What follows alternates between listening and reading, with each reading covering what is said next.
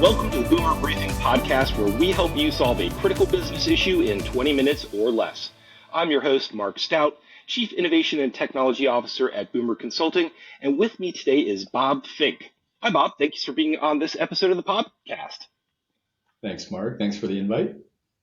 Absolutely. Bob is the Chief Information Officer at HonCamp. Today, we're going to be talking about what the role of the CIO is really like and how there are some focuses on big project work and what some of those lifts are going to look like. So first, Bob, why don't you tell us a little bit about yourself and your firm? Sure. Been here, got lucky enough, been here 18 years, started help desk almost right out of college. And, just by luck, I think really landed at a place that I wanted to stay at and be able to grow. And I had great predecessors in front of me that kind of led the path all the way up to the CIO role. And I look back at them and look at where I'm at now and think, yeah, there's a lot of what I've done to get here, but I also have been blessed with those that were here before me and again, being surrounded by an exec team, and that's turned over a few times since I've been here, over 18 years at this point. So there's a lot goes with it of it's good growing up with the firm I know, unfortunately, at times how to fix everything. But I've getting to the point now where sometimes I think I know how to fix things until somebody puts me on the spot. So it's been good to grow up with the firm, get to this spot, and then really be, as the CIO and lucky enough to be a shareholder here as well. I lead both an infrastructure team and a business applications team. So I've got kind of two fronts of, help desk up to infrastructure security, to keep my eye on over there, but also on our business apps team of how do we keep, especially a lot of the firm's operations moving forward. How do we help automate, make things more efficient, kind of make things a little leaner. So it's nice to have kind of both of those teams to lead and help align with the firm. Yeah, that's awesome. And I love that you kind of grew up in the firm, but you still have that larger perspective because of some of those mentors and some of those people who really helped you along the way. What would you say is your biggest challenge in having, kind of grown up all the way from, started with the firm and now at this point in your career? What does that challenge look like for you? To me, it's the unknown. So you live in an island. Especially when I started out at the accounting firm, you didn't feel it being tech forward. We were, but when you look at outside industries and you're looking at some of them and what they're doing and some of the software they run early on in the career, that was probably more aggravating and had to push heavier to make those changes. So I think it was being able to, being on the Boomer podcast, honestly, through my career, networking outside of the accounting firm and being able to get close to those individuals, be able to call and be completely honest about the things you don't know. Yeah. There's a lot of that happens. I have an accounting background and also a business major, but that doesn't prepare you for helping, especially at this point, run an accounting firm. So there's a lot of stuff that gets said, projects that go on that you need a sounding board, and being able to get off the island and talk to others that have done it or thinking about doing it from firm sizes that are huge and firm sizes that are smaller too, to get both perspectives. Being able to have those connections over the years has been honestly one of the things that helped me accelerate and helps the firm accelerate, because we know what we know and there's a whole lot we don't, and being able to collaborate and help move together has been huge. Yeah. It's not realistic to think that you're going to know everything. Sometimes I feel like IT can, make it look like magic.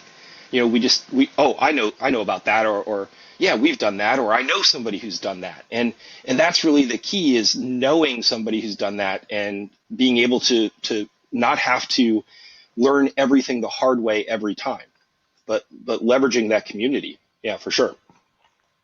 Yeah, trying to keep your arms around all of it. There's so much. When you always joke about somebody's like, oh, I'm in IT. Okay, there's a whole stretch of what that could be. And when you're trying to lead that whole stretch of that, having those others to connect with, have somebody in your team connect with, or honestly, I do almost just as much anymore of connecting other teams in the firm with other firms through those connections that we've grown. Yeah, absolutely. Well, Bob, can you tell us a little bit about what your role at the firm usually entails these days? These days, heavy acquisition. We've almost every year we have an acquisition. A couple years ago, we had two, literally same dates.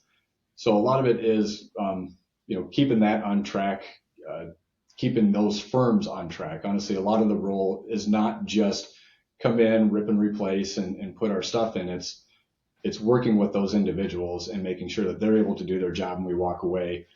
Me and another individual, the firm and our teams, we have check-in calls twice a week with the firm that we acquired a couple months ago. We continue to do that through tax season of making sure that they can work efficiently and making sure those lines of communications are open, because we might not have the answers, but we usually know who to go to and help draw that map to them of going, okay, yep, come over here and talk to them to get on the same page, or you have this situation. A lot of it anymore is that. And really just keeping an ear on what's going on throughout the firm, is aligning to strategic vision, knowing what other things are popping up. There's been some easy wins on the automation front of just sitting in a meeting and not having your head down replying to an email, but actually listening and going, oh, you guys got to fill out 8,000 PDFs with data that we already have. And you hear we can have interns do it, or yeah, the staff will do it. And it's like, probably do that in a couple of days. We've been able to pick up projects like that. So really just trying to help my team help the firm, and just being that ear of going, yeah, we don't need to do it that way, or there's got to be some better process. So it's a lot of those projects that come up have been really neat to knock off by just picking something up in a meeting or having that side conversation. So a lot of it's, again, not hiding behind doors or walls, and just having that open lines of communication. Yeah, I think the first thing that jumps out at me is you didn't mention anything really about the technology being part of your job. It's communication, it's listening, it's being a go-between or a mediator when you're doing these acquisitions, and you're playing a critical role in kind of helping set the culture, helping set the adoption. Yeah, there's a tech component to it, but it sounds like that's a smaller piece of your role these days than probably a lot of our listeners would really think. It is. And it's interesting, is I am very purposeful when we go and do those early on meetings of, you are going to see me here. I'm probably one of the few people that I'm going to be here on repeat. So I want to have that rapport with you so that whatever comes up, it's an avenue to talk to, because some others are going to have, especially the timing of a lot of acquisitions, November, December, and then it's heads down through, busy season. Well, I want them to have an individual that they can reach out to no matter what it is of, hey, I've got this, where do I go? Well, if they don't have connections, they may not reach out until tax season's over and you hear that they fought through something for months. Again, we've been doing acquisitions now for, almost year after year over the last 8-9 years. We've learned how to do that better. We've heard other firms of how to do it better. But yeah, I have incredible team members to hand over the technical stuff too, and they pick up on the other things too. But it's how does that adoption take place? Are we able to get our processes in right away? But we have to be able to be there to enable that to happen. Yeah, and it sounds like you play very much an advocacy role during the acquisitions, but in the other example you gave, it's also for your internal firm, is internal people inside the firm as well, where you're just listening and saying, did you know that we could do this with technology? Sometimes that's where innovation comes from, is listening to the issues that people have and then looking for those solutions and then handing them off to the people who can do them. Yeah, and being able to get them, you start tackling a project or two, they start bringing you more. They start understanding what those capabilities look like. For example, we've automated a lot of the 8879 process, and early on, we've hit some roadblocks of like, you guys can't do that. You can't, there's no way that we can automate that process, to the point now we've actually helped a few other firms with this process, and that team keeps bringing more ideas. And that's where it really gets fun, is we don't have to chase them down or, hope that we stumble into that conversation. Is once you get one of those groups rolling with it of, hey, I don't want to do this no more. This should be something in your wheelhouse. That's where it starts getting fun too, is they bring them over. We evaluate them. Of course, we make sure they make sense to put the effort in, but especially on the tax side, there's a lot of volume there. So usually any of those things that come up pretty much pay itself back for the workload to make it happen that first year. So those have been a ton of fun. Yeah. And I love that you've said fun a bunch of times, right? That's something that, doesn't surprise me at all, having known you for so many years now. But that's something maybe our listeners don't know, is how much fun you have doing these types of things. Yeah, in both of those topics we've been talking about, acquisitions and the automation side, is, really stretching out of the pure IT side, but understanding the relationships and those projects and getting outside, the firm finds a little bit more, I don't want to say more value in that, but it's seen a heck of a lot more than, say, a server upgrade. Great, lights are still on, necessity, but did it move something ahead for the firm? So the automations that we've done a couple of years ago was the hot topic once tax season got over. And I'm like, I'm not sure we saved time everywhere to all these people that are talking about it, but they know it did. And they know that things are turning around a heck of a lot quicker. It's more accurate just because you're taking hands out just naturally. But we're able to increase bandwidth. We've acquired several firms since then. We've been able to pick up the bandwidth of 3, 4, 5,000 tax returns and not really added load to that tail end process. So the firm is getting it. And when you get the external wins, of course, it feels better, but also you're getting to leverage tech in a way that we've not really done in the past. You did some small projects or more behind the scenes operational, but when you can start to get those wins, you get the recognition for it. And truly you're dealing with tech that's, dealing with automation and stretching into the AI side. There's some stuff we haven't got to deal with in the past that's been pretty neat to pick up. Yeah. And you're having fun doing it. Like I said, you're being an advocate for the people in your firm, but you're also really tackling one of the biggest challenges that firms of all sizes have right now, which is capacity, right? How do we do more without adding more people? It's not a 1-to-1 ratio. We have to change the formula here. And it sounds like the work that you've done around automations has really pushed that forward for your firm. Yeah, we even just formed an AI and automation team. So we're just met a couple of weeks ago, but trying to be more strategic as a firm of going, all right, we're pulling it. Now we need to have individuals in those service lines be looking for it more direct, give them the ownership of it on the other side, but continue to push that, throughout the firm and help find that capacity is, existing things we're doing or looking outside of what are our vendors doing to help move these things along. There's a lot of stuff with AI that we can do ourselves, but I think some of the bigger wins too are going to come in product that we're hoping to see from our vendors in the next few years. Yeah, I think there's a lot of opportunity that's there, both from the vendor perspective. Everybody I know is including some sort of AI kind of on the back end tool, but you still have to engage it in a lot of cases. So you have to have that open-mindedness about it.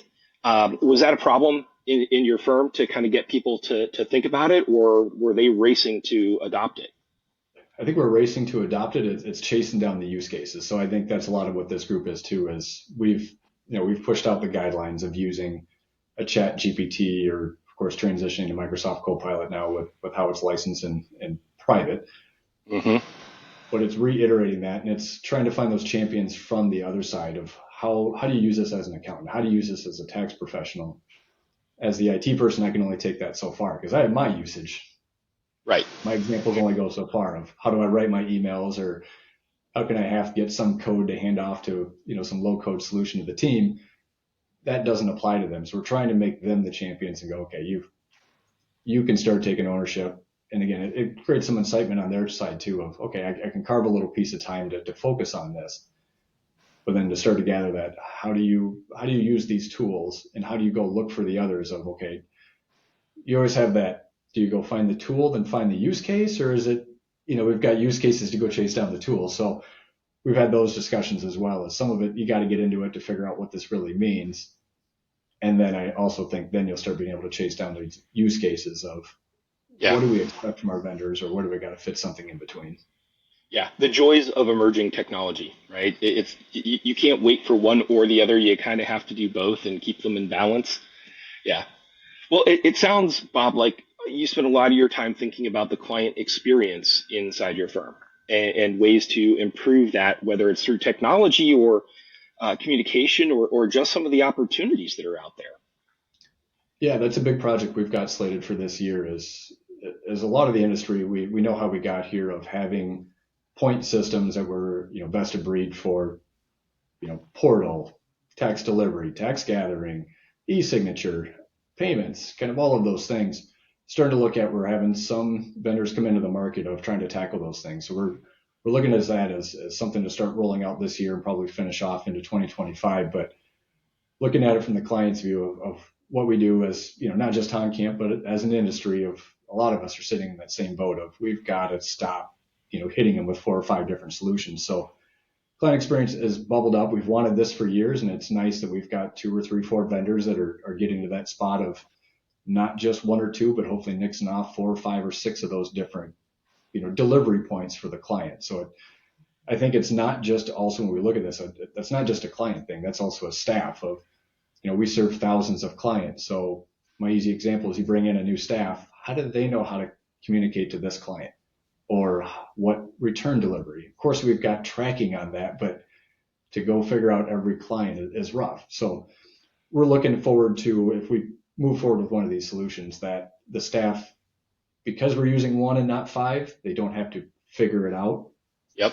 And some other neat tools we're looking is like email aggregation of, if somebody else in my team emailed a client, there's no reason I shouldn't be able to see that. And that way, if something comes up, I can pick up the conversation or grab the attachment and just, again, better serve the client so that we're not having to circle back and ask for the same things twice and keep it better organized. So yeah, that's a big one for this year. We're really looking forward to start tackling that thing. Yeah, awesome. Well, we only have a little bit of time left, so I want to ask you a couple of quick hit questions about being a CIO in a CPA firm. What are some of the lessons that you've learned that you really take into the role?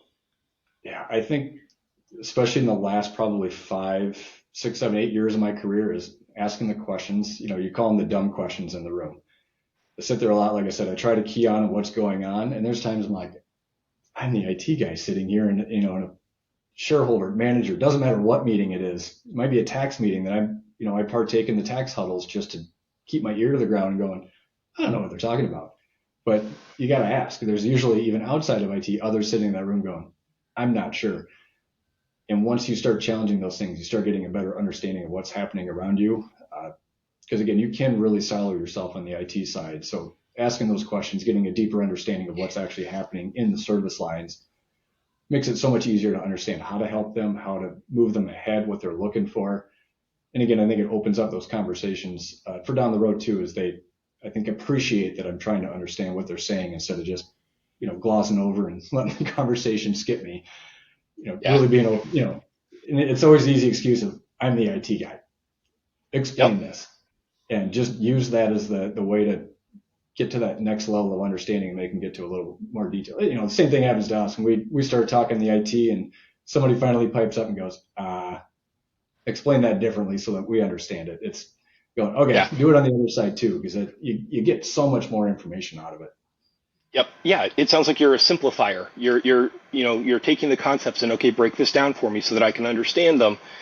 And I suspect you probably understand more of those than you think, but the process of the explanation and the simplification actually adds a lot of value to the entire team. Yeah, it does. And two, if I've got somebody else, a team member on that call, that's where I try to put myself in their shoes of, do they actually understand what's going on in this conversation right now? Would I have understood it 5, 10 years ago if I was only here a few years? So no, absolutely. And kind of hitting on that subject of having a terrific team is a big deal too. So getting the right people in the boat with you as trying to move these things along, especially as busy as we are now with acquisitions and tech and trying to stay up on AI and, things only accelerate. Having the right people on the team with you is a big deal. Yeah, it sounds like that's good advice for any other CIO. Make sure that you've got the right people on this journey with you, because it's not a destination. It is by far a journey that could go a long ways. Yep. Well, thank you for your time today, Bob. It was great to hear your insights. And for our listeners, if you enjoyed this conversation, we release new episodes every Tuesday morning. We talked about technology today, but we also cover topics related to leadership, process, talent, and growth. What all the topics have in common is that they are crucial to your firm's success in helping you solve a critical business issue in 20 minutes or less. So if you like what you heard, please subscribe, and thank you for listening.